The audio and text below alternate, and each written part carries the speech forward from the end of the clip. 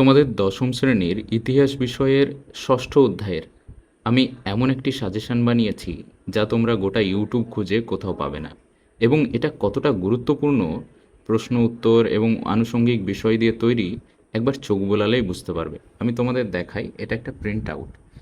প্রথমে দেখো, আমি প্রথমেই বলে রাখি, ভিডিওটি আমি লম্বা করতে চাই না, ওভারঅল আমি একটি দেখাবো তোমাদের। দেখো এখানে কত সুন্দর বিভাগগুলি বিন্যাস করে দেওয়া আছে এবং গুরুত্বপূর্ণ ব্যক্তি যারা পরীক্ষায় বারবার আসে তাদের বাম দিকে বিভাগ এবং তাদের নামগুলো পরপর দেওয়া আছে। এরপর দেখো গুরুত্বপূর্ণ সাল, অর্থাৎ এই চ্যাপ্টার থেকে যত গুরুত্বপূর্ণ সাল ছিল সেগুলো পরপর গ্র্যাজুয়ালি দেওয়া আছে, এমন না যে এলোমেলো করে দেওয়া আছে। 1905 থেকে কাহিনী শুরু হয়েছে এবং পুরো 1946 পর্যন্ত পরপর যতগুলো তোমার ঘটনা ঘটেছে সেগুলো সংক্ষিপ্ত এই চার্ট আকারে দেওয়া আছে।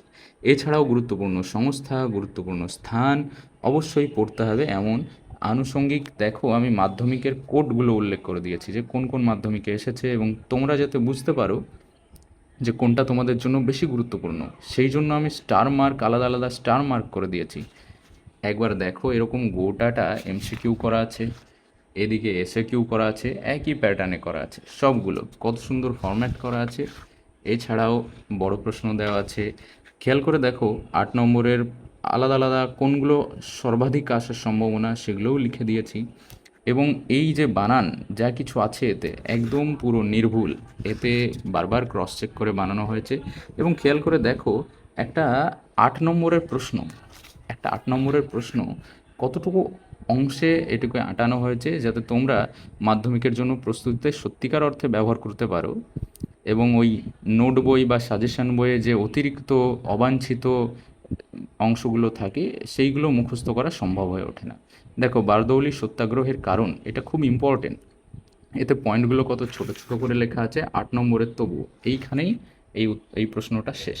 এবং পরে এই যে আরেকটা শুরু হয়েছে, খেয়াল করে দেখো এটা কত সুন্দর ছোট করে লেখা আছে, অথচ একটা তথ্যও বাদ যায়নি এখান থেকে।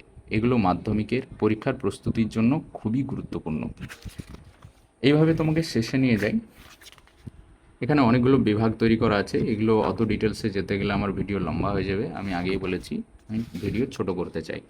দেখো তৃতীয় পর্ব পুনরাবৃত্তি প্যাকেজ। এখানে গোটা সালগুলো ধরে পুনরায় আবার তুমি যাতে পরীক্ষার আগের রাত্রে এগুলো এক ঝলক চোখ বোলাতে পারো সেই জন্য এই একটা সাজেশনের অংশ বানানো। গুরুত্বপূর্ণ ব্যক্তি পরিচয়।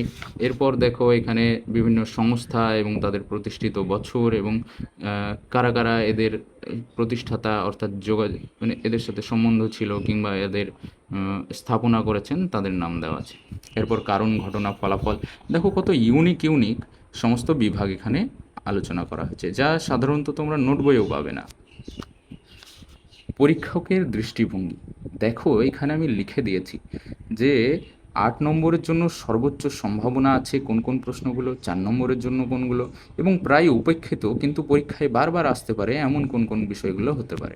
চমকপ্রদ প্রশ্ন যেমন এইগুলো কি হতে পারে সমস্ত তোমরা স্ক্রিনে দেখতেই পাচ্ছ। এরপর দেখো এখানে কভারেজটা আমি দিয়ে দিয়েছি যে কোন কোন অংশ থেকে, অর্থাৎ চ্যাপ্টারের আলাদা আলাদা বিভাগ থেকে কী কী আমি কভারেজ করেছি এই সাজেশনটাই সেটাও তুলে ধরেছি। আনুমানিক কভারেজ তোমরা এইটাই পজ করে একটু পড়ে নিতে পারো। এবং আমি এবার বলে দিই তোমরা এই পিডিএফটি পাবে কোথা থেকে।